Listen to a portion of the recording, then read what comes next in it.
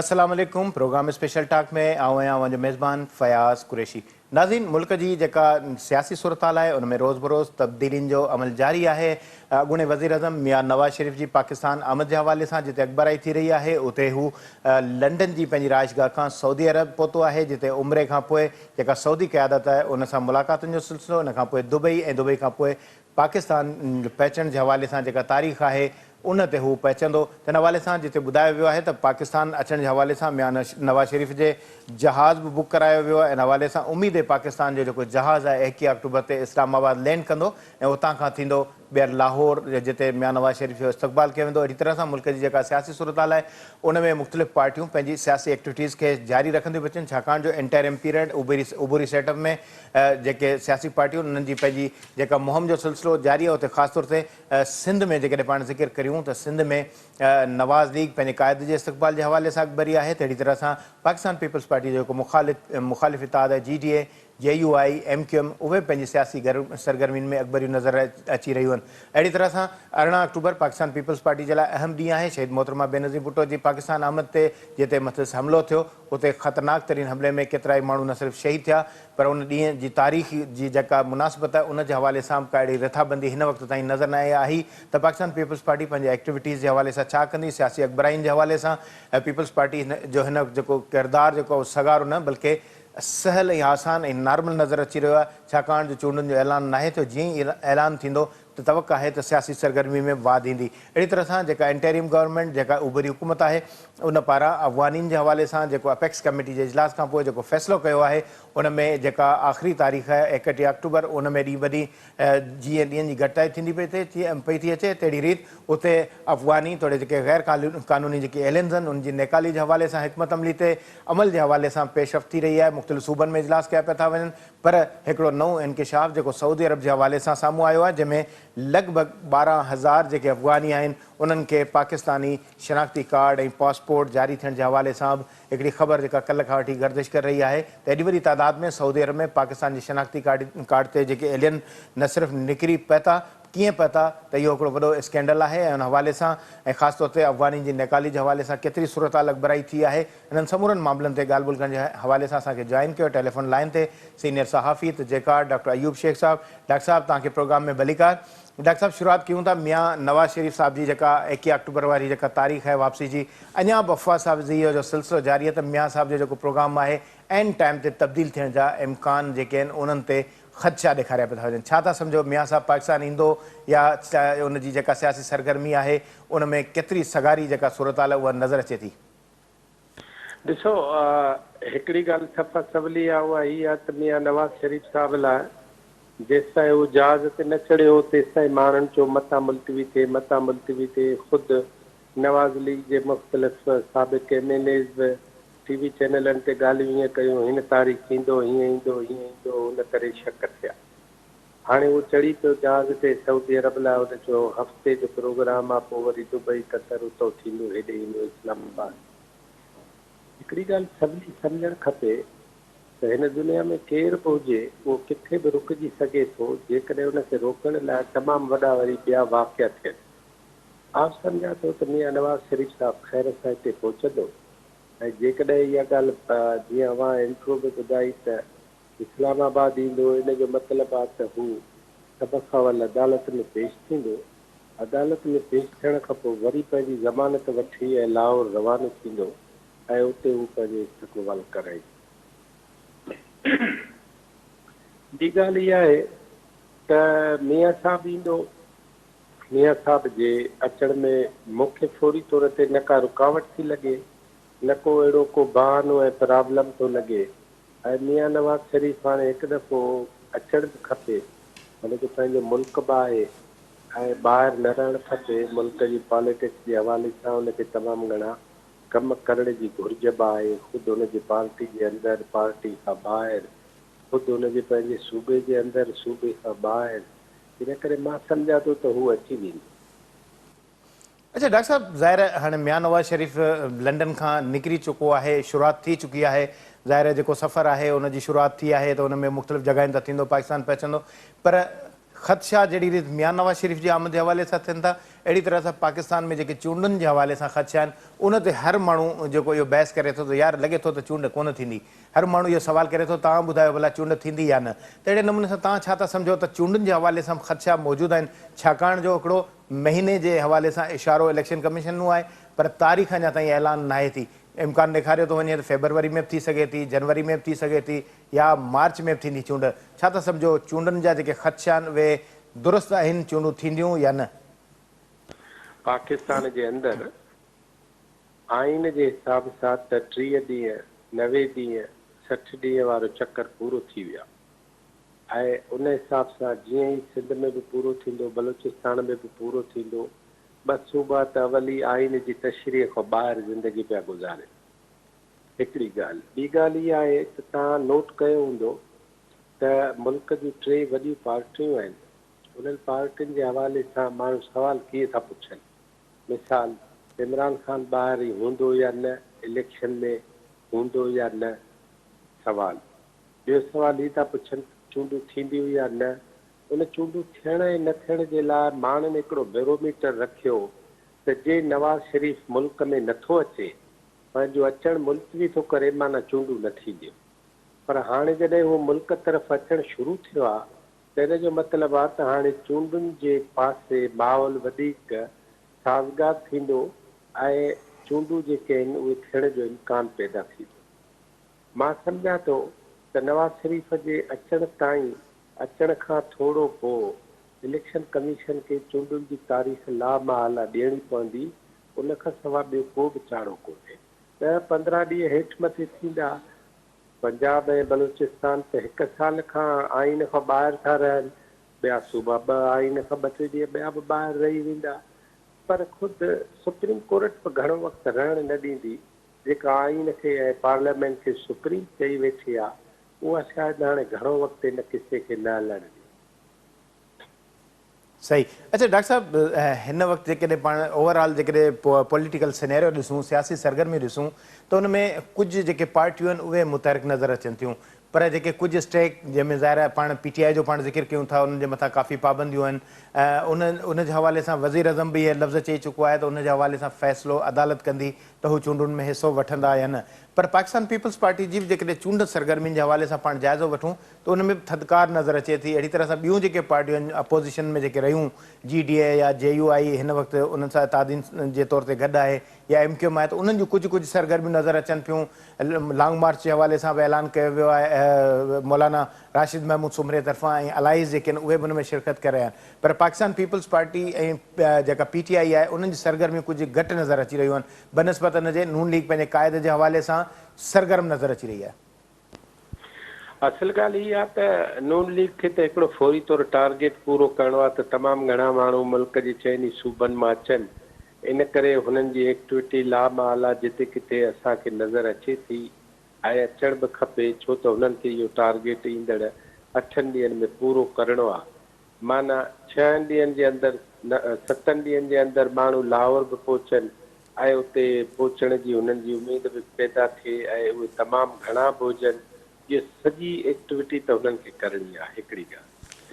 ॿी ॻाल्हि इहा आहे त पाकिस्तान पीपल्स पार्टी जे एक्टिविटी जो घणो महवर जेको आहे, ॻाल्हियुनि जे हद ताईं मुख़्तलिफ़ मुलाक़ातूं उहे त कमरनि में थींदियूं, बाक़ी पॉलिटिकल जेको महवर आहे उन्हनि जो उहो सिंध आहे। इन करे सिंध में उन्हनि जे जलसनि ऐं जुलूसनि जो जेको प्रोग्राम आहे उहो हुननि रिथियो हूंदो ऐं उन्हनि जे पासे उहो आहिस्ते आहिस्ते वधंदा।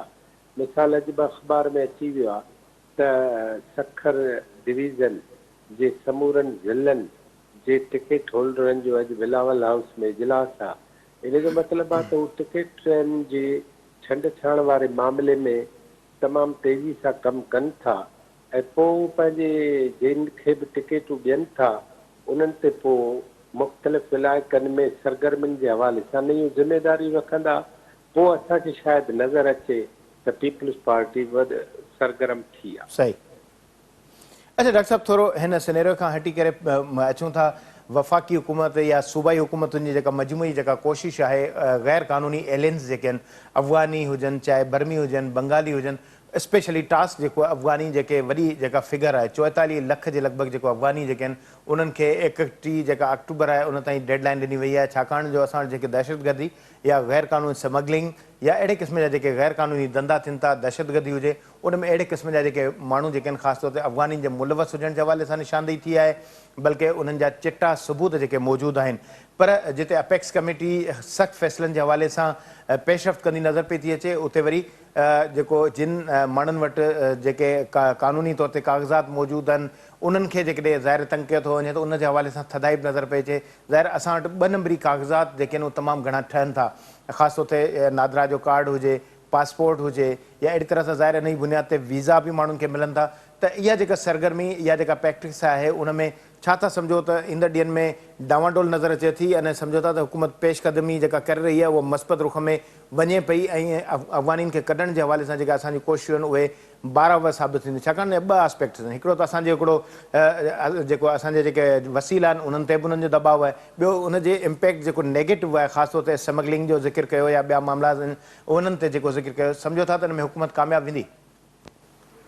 असल ॻाल्हि इहा आहे त जेकॾहिं 44 लख माण्हू उन्हनि जो मां 8 हिसो घटायां बि ऐं 30 लख माण्हू कयां ऐं तव्हां महीनो था ॾियो, महीने जो 30 लख माण्हू कढण जो मतिलबु आहे त रोज़ 1 लख माण्हू, जेकॾहिं तव्हां हिकु बस में बि 50 जे बदिरां 100 माण्हू विहारियो, तव्हांखे 1000 बसूं खपनि। सिंध में, केपी में, बलोचिस्तान में, पंजाब में, जिते बि अफ़गान रहे थो उन्हनि समूरनि माण्हुनि खे खपण लाइ 1000 बसुनि जी सरगर्मी पाकिस्तान में मां त नथो सम्झां त किथे बि नज़र थी अचे। वठ पकड़ थी आहे, गैर क़ानूनी माण्हुनि ते हथु पियो आहे ऐं उहो अॼु छो पहिरें ॾींहं खां पवणु खपे हा, ऐं रुॻो अफ़गाननि ते छो, बिहारिनि ते छो न, बर्मिन ते छो न, बंगालिनि ते छो न, वियतनामिन ते छो न, ॿिया खोड़ लाक़ानूनी माण्हू रहनि था। हाणे त कॾहिं कॾहिं हिंदुस्तान में बि पीउ पुट अची बीहनि था त भाउ असां टपी आया आहियूं, असांखे ॿधो। इन जो मतिलबु आहे त सूरत हाल उहा कान्हे जेको असीं सम्झूं। बाक़ी गैर क़ानूनी माण्हू आहिनि, इन्हनि खे बिना देरि कढणु खपे ऐं जेतिरी बि कामयाबी कनि था उनजो पाकिस्तान सॼे फ़ाइदो थींदो, उन में का बि ख़राबी कान्हे। बाक़ी जेकॾहिं हीउ नारे जे लाइ इस्तेमालु थो थिए ऐं सरहदुनि ते ॿिए गंद ऐं घमसान वधाइण लाइ थो थिए त पोइ त हीअ ख़राबु ॻाल्हि आहे, पोइ इहा सुठी ॻाल्हि कान्हे। मुंहिंजो पंहिंजो ख़्यालु हीअ आहे त सेमाई सम्झणु खपे, 50-50 सम्झणु खपे। कुझु संजीदगी हूंदी ऐं कुझु नारो हूंदो, पर बहरहाल उनजो फ़ाइदो इहो थियो त सिंध समेत पंजाब ऐं बलोचिस्तान ऐं केपी जे माण्हुनि जनरल ज़ियाउल जे वक़्त खां जेका हिन यलगार जे ख़िलाफ़ु ॻाल्हि कई हुई, अॼु उन्हनि जी ॻाल्हि सची साबित थी ऐं हाणे जेके चवनि था त इहे असांजे लाइ ॿार आहिनि, उन्हनि 30 साल माण्हुनि जो तमामु वॾो नुक़सानु कयो। अच्छा डॉक्टर साहब, हिकिड़ो वरी इन में इशू इहो आहे, जहिड़ी रीति कल्ह खां वठी हिकिड़ो नओं स्कैंडल साम्हूं आयो आहे। सऊदी अरब जेको 12,000 जेके उन खां वधीक बल्कि अफ़गानी जेके आहिनि उन्हनि खे पकतो आहे जिन वटि पाकिस्तानी पासपोर्ट जेको आहे, ज़ाहिर हिकिड़ो गैर क़ानूनी जेके रहंदड़ माण्हू आहिनि उन्हनि खे जेकॾहिं पाकिस्तानी कार्ड मिले थो, पाकिस्तानी पासपोर्ट मिले थो त उहो ॿियनि मुल्कनि में मुंतक़िल थींदा। इहे माण्हू हेॾी वॾी मिक़दार में जेके मुंतक़िल थिया आहिनि, इहो इन ॾोह में ॻाल्हियूं थियनि थियूं, इल्ज़ाम थियनि था, 70-80 माण्हू उन्हनि खे मुअतल कयो वञे थो, पर कार्रवाई थींदे का बि नज़र न ईंदी आहे। हींअर जहिड़ी रीति सेनेट जी जेका कमेटी आहे मोहसिन अज़ीज़ जी सरबराही में, उनजे आॾो बि नादरा जे चेयरमैन इन हवाले सां ज़िक्र कयो, ॿुधायो त 84 जेके मुलाज़िमनि जे ख़िलाफ़ु कार्रवाई कई पई थी वञे। अहिड़ी तरह सां लाहौर में बि जेके 2 माण्हू जेके आहिनि उन्हनि खे पकतो वियो आहे, पर थींदो कुझु बि न आहे, सिर्फ़ु ॻाल्हियुनि ताईं हूंदो आहे। हेॾो वॾो बदनामी जो दाग़ आहे पाकिस्तान जे मथां, अहिड़े क़िस्म जी असांजी नाकामी आहे जो असांजो कार्ड इस्तेमालु कंदे असांजे गेटवे मां माण्हू ॿियनि मुल्कनि जेका मुंतक़िल थिया आहिनि, त इहा सूरत हाल जिते एक्शन नथो थिए त सम्झो था इहा अहिड़ी ॻाल्हियुनि ऐं नारनि जे बराबरि नथी लॻे। पाकिस्तान सरकार जेकॾहिं सीरियस आहे त इन स्कैंडल जी रोशनी में इन में जेतिरी बि सचाई आहे त बिना देरि सऊदी अरब सरकार सां तालुक़ु क़ाइमु करे ऐं उन्हनि खे चवे त इहे 12,000 अफ़गान जिन वटि असांजा कार्ड आहिनि ऐं गैर क़ानूनी तौर ते पाकिस्तान में विया आहिनि, इहे सभु जो सभु पाकिस्तान में वरी इंतज़ाम कजे त हितां ई अफ़गानिस्तान मोकिलिया वञनि ऐं उहे पाकिस्तान जे कंहिं बि शहर में दाख़िल न थियनि। मसइले जो हल ॻोल्हणो आहे ऐं उन मसइले जो हल इहो ई आहे त जिते पिल्फरेज थी आहे, लीकेज थी आहे, माण्हू ॿधल आहिनि, इदारा ॿधल आहिनि, FI हुजे, इमिग्रेशन हुजे, एयरपोर्ट हुजे, जेके बि हुजनि, पासपोर्ट हुजे, उन्हनि सभिनी जेकॾहिं इहे सभु कम कया आहिनि त उन में ज़िम्मेदार माण्हुनि खे छिकिजे। पर असुलु मामिलो आहे 12,000 माण्हुनि जो जेके गैर क़ानूनी तौरु असांजे नाले में था रहनि, उन्हनि सभिनी खे घुराए ऐं वापसि पंहिंजे मुल्क वापसि मोकिलियो वञे। उन जे लाइ हिकिड़ो बिल्कुलु वॾो कमु थी सघे थो ऐं हुकूमत करे बि सघे थी। ठीकु आहे, वॾी महिरबानी। डॉक्टर अयूब शेख जो चवणु हुयो त जेकॾहिं हुकूमत इन्हनि समूरनि मामलनि में सचाई ऐं सची नियत रखे थी त इहो हिकिड़ो वॾो तमामु घणो वॾो स्कैम स्कैंडल आहे। अगरि जेकॾहिं इहे 12,000 माण्हू जेके पाकिस्तान जे नाले ते ॿिए मुल्क विया आहिनि त इन्हनि खे उन ई मुल्क मां पंहिंजे मुल्क वापसि मोकिलणु घुरिजे, छाकाणि हीअ असांजे लाइ बदनामी जो दाग़ ही त हिकिड़ो स्कैंडल आहे जेको ज़ाहिर थियो आहे। ज़ाहिर दुनिया में केतिरा ई मुल्क आहिनि, उन में असांजे नाले ते केतिरा ई माण्हू न सिर्फ़ु विया हूंदा बल्कि असांजे खाते ते जेका हू पंहिंजो कारोबार कंदा हूंदा, जेका हू पंहिंजे मुल्क में नाणो मोकिलींदा हूंदा, त उहो असांजे मुल्क जे नाले ते ईंदड़ जेका कमाई वेंदड़ जेका आमदनी आहे उहो पंहिंजे मुल्क खे मुंतक़िल कंदा हूंदा। त अहिड़ा क़िस्म जा जेके स्कैंडल आहिनि, न सिर्फ़ु उन्हनि में मुलवस जेके माण्हू आहिनि उन्हनि जे ख़िलाफ़ु कार्रवाई जी ज़रूरत आहे, बल्कि अहिड़े क़िस्म जी बदनामी जो जेको दाग़ लॻायो वियो आहे उन्हनि माण्हुनि खे क़ाबिले सज़ा ठहिरायो वञे, जीअं आईंदा अहिड़े क़िस्म जा जेके कम आहिनि उन्हनि में रुकावटूं पैदा थियनि ऐं अहिड़ा क़िस्म करण वारा, अहिड़े क़िस्म जा कम कंदड़ जेके माण्हू आहिनि उन्हनि जी बि रस्ता रोक थी सघे। प्रोग्राम में वक़्तु थियो ब्रेक जो, वठूं था शार्ट ब्रेक।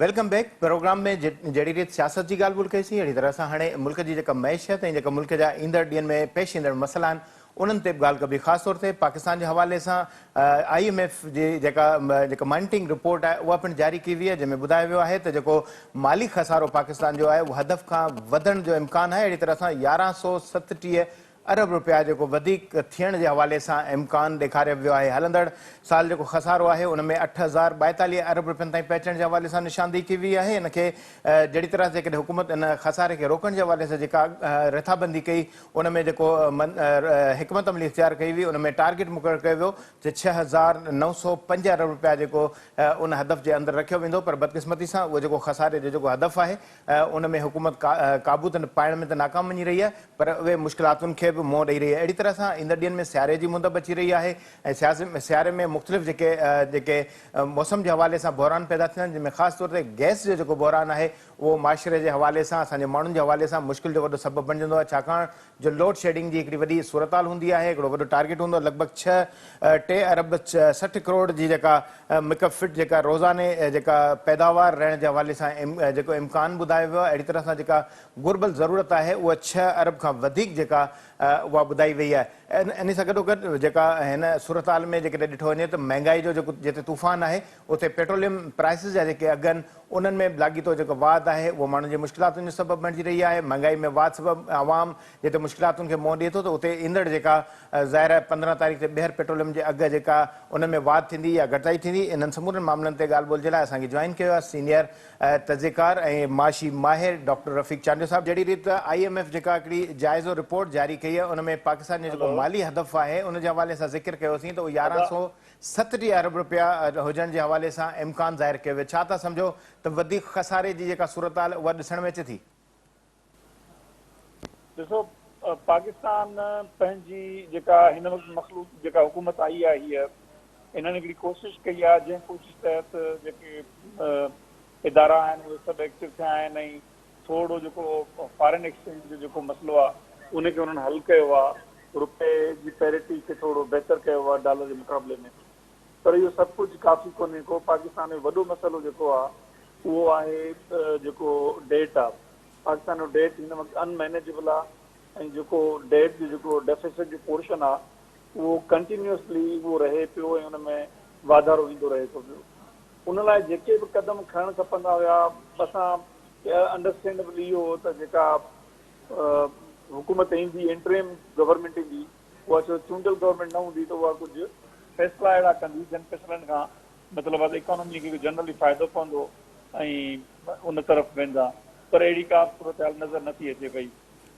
सो मां सम्झां थो त जेका पाकिस्तान जी मजमूई सूरत हाल आहे उन में इन्फ्लेशन कॉन्स्टेंटली एट राइज़ आहे, अनएम्प्लॉयमेंट राइज़ आहे, उनजे करे पॉवर्टी में माना जेका सीवियर पॉवर्टी आहे उन सीवियरिटी आहे उन में वाधारो पियो अचे ऐं तमामु घणा माण्हू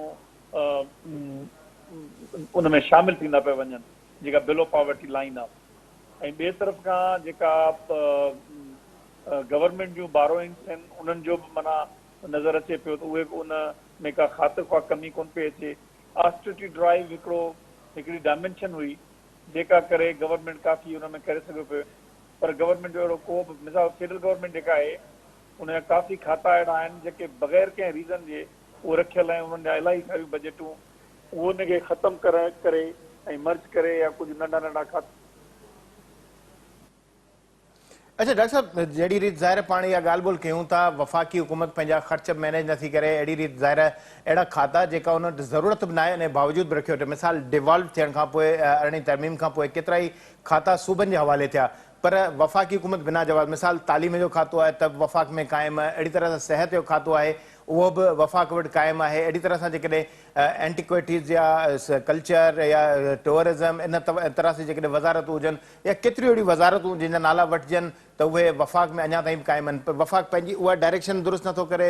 जेके मुल्क जो जेको कर्ज़ वारो जेको सिलसिलो आहे उन में जेका निशानदेही कई पई थी वञे त उन में मुसलसिल जेको ख़सारो जेको आहे उन में वाध थींदी पई थी वञे। त इहे समूरी सूरताल पाण हमेशह इन ॻाल्हि ते बहस कंदा रहंदा आहियूं त इन्हनि मामलनि जो हल जेको आहे उनखे अहिड़े अंदाज़ सां अख़्तियार करणु घुरिजे जेको मुस्तक़िल हुजे, पर मुस्तक़िल जेको हल आहे उन जे बजाए उहे तसलसल बरक़रार रखिया था वञनि, कंहिं क़िस्म जी उन ते अफेक्शन नथी नज़र अचे। ॾिसो ॻाल्हि इहा आहे त तव्हां वटि जेकॾहिं तमामु घणी संगीन सूरत हाल आहे त पोइ ॿ शयूं आहिनि, हिकिड़ो तव्हां पैदावार वधाईंदो ऐं पंहिंजो एक्सपोर्ट कॉम्पिटेटिव कंदो, इहो लॉन्ग रन जो कमु आहे, इहो जल्दी में को क्विक फिक्स कोन्हे। क्विक फिक्स में शइ उहा आहे त तव्हां पंहिंजा जेके ख़र्चा आहिनि गवर्नमेंट जूं जेके बारोइंग्स घटाइण लाइ ऑस्टेरिटी ड्राइव ते वेंदो, उहो कंदे गवर्नमेंट में जी का विल कान्हे का, उन विल न हुजण जे करे प्रॉब्लम इहो आहे त साॻी मानी साॻी जेका आहे सा साॻिया लाटू साॻिया चुग उहा ॻाल्हि हले पई। मां सम्झां थो त पाकिस्तान में जेको प्रॉब्लम डायग्नोस थियल आहे उन प्रॉब्लम जे इलाज तरफ़ हिकिड़ो कदम बि कोन वधायो आहे हिन वक़्त ताईं, ऐं अञा ताईं बि इहो आहे त नेक्स्ट जेके प्रॉब्लम आहिनि उन्हनि में इहो ई आहे त असां जेके हिननि में जेका पॉलिटिकल जेका कंदासीं ग्रुपबाज़ी उन ग्रुपनि मां असांखे फ़ाइदो पवे त पवे। बाक़ी मूंखे नज़र नथो अचे त पाकिस्तान को पंहिंजी पैदावारी सघ वधाए। साउथ एशियन क्लब में हिन वक़्तु घटि में घटि जेका प्रोजेक्शन आहे उहा असांजी आहे। ख़ुदि डेट जेको आहे न रुॻो असांजो पर ग्लोबली वॾो इशू आहे, माना जेका 100% ताईं जेका माण्हुनि जी आहे जेके लेस डेवलप कंट्रीज़ उन्हनि जी हिन ॾहाई जे आख़िर ताईं वधी वेंदी, जेको मूं अॼु ट्वीट बि कयो आहे। मां सम्झां थो त पाकिस्तान लाइ तमामु वॾा चैलेंजिस आहिनि, उहे उहे जो उहे आहिनि, उन्हनि में का बि हिकिड़ो स्टेप फर्दर केर बि न थियो आहे।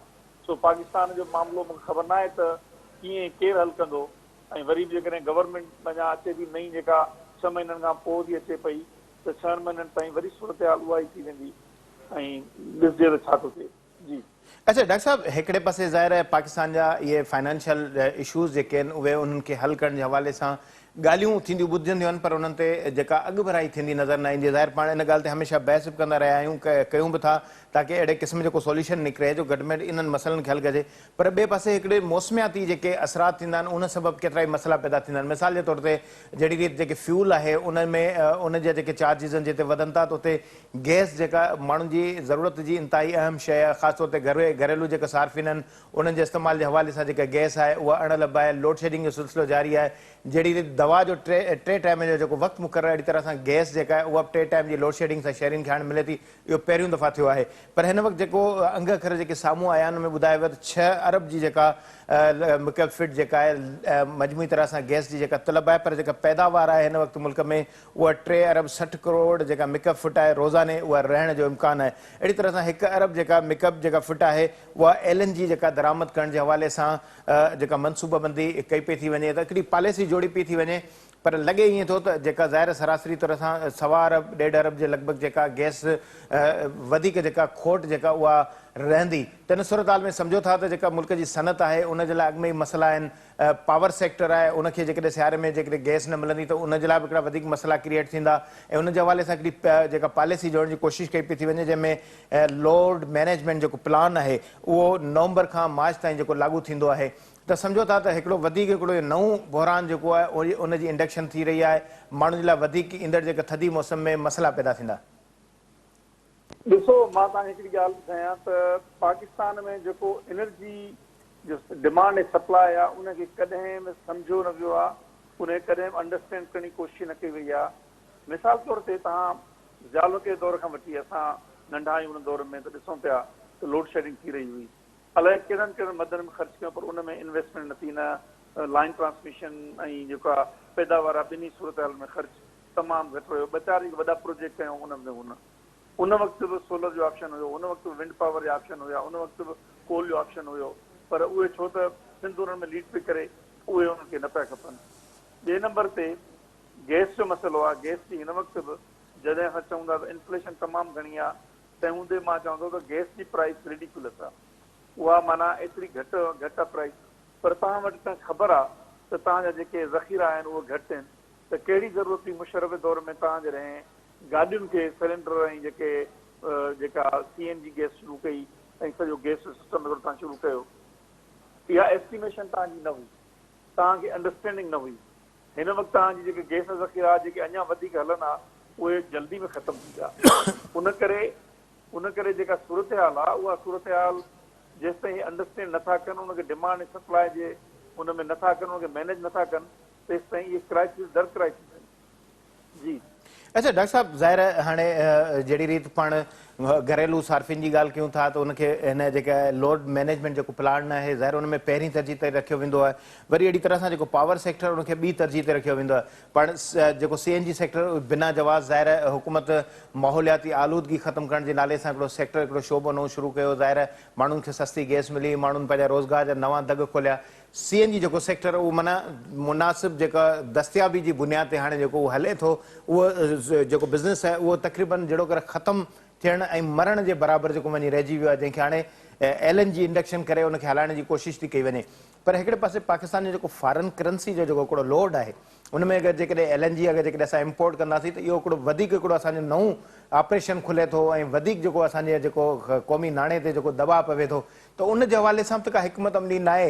असां उन जूं स्टेशनूं क़ाइमु थियनि थियूं, उन जे हवाले सां प्लान बि थियनि था त मुतबादिल तौर ते इस्तेमालु थींदो, पर उन जे लाइ का हिकमत अमली अहिड़ी न आहे जेको घटि में घटि असांजे रिज़र्व्स जेके आहिनि उहे मुतासिर थियण जे बजाए असां उनखे मैनेज अंदाज़ सां हलाए सघूं।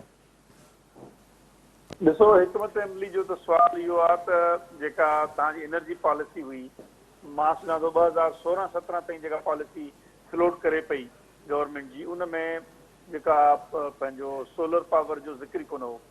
तव्हांखे एनर्जी जी जेका डिमांड आहे उनखे शिफ्ट करणो हुयो, हाउस होल्ड जी शिफ्टिंग करणी हुई तव्हांखे सोलर एनर्जी ते ऐं पंहिंजो विंड एनर्जी ते, उन में का बि पहल न थी। ही जेतिरी बि सूरत हाल थी आहे इहा माण्हुनि पब्लिक पंहिंजो पाण कई आहे। गवर्नमेंट तरफ़ां इन में का बि सूरत हाल को इंसेंटिव, हिकिड़ा अहिड़ा इंसेंटिव ऑफर कया विया आहिनि जेके यूट्यूब आहिनि, जंहिंजो जेके बैंकुनि जे ज़रिए कया विया आहिनि, तव्हां उहे इंसेंटिव ॾिसो सही। उन में आम घर क्वालिफाई कोन थो करे, हिकिड़ो लोन सिस्टम शुरू कयो।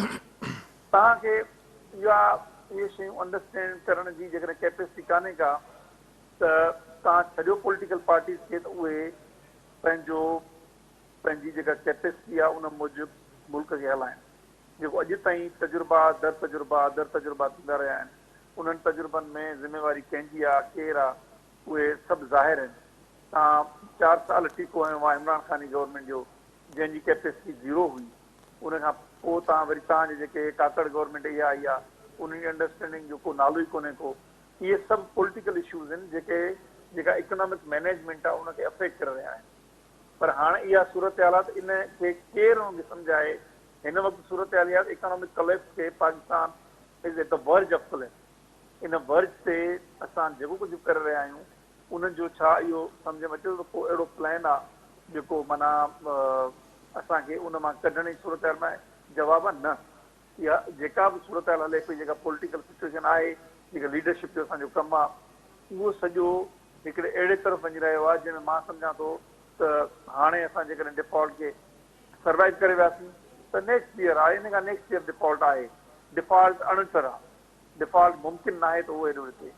इन करे छो त असां उन इकोनॉमिक मैनेजमेंट खे सही तरह सां करण जे कंहिं बि हुन में न आहियूं, न असांजी कैपेसिटी आहे, न असांजी अंडरस्टैंडिंग आहे, न असांजो पॉलिटिकल विल आहे। उन करे इहे मामला निहायत गंभीर थी रहिया आहिनि।